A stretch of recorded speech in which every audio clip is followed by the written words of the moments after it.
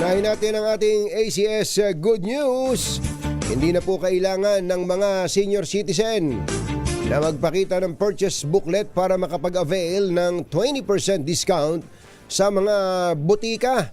Batay ito sa nilagdaang bagong administrative order ni Health Secretary Teddy Herbosa. Sa naturang kautusan, inaalis na ang dating requirement para sa mga senior na magdala po ng purchase booklet kasama ng valid ID at reseta ng doktor upang makakuha ng discount. Sa panayam ng DZRH, sinabi ni Health Assistant Secretary Albert Domingo na narating nila ang desisyong ito matapos reviewin ang Expanded Senior Citizens Act of 2010. Hindi na po kailangan na magdala o magpakita ng purchase booklet para sa mga ating nakatatanda na senior citizens kapag sila ay gagamit ng 20% discount para sa gamot. Ang kailangan na po lamang ay yung ating senior ID or any national ID na merong birthday para malaman po ang edad.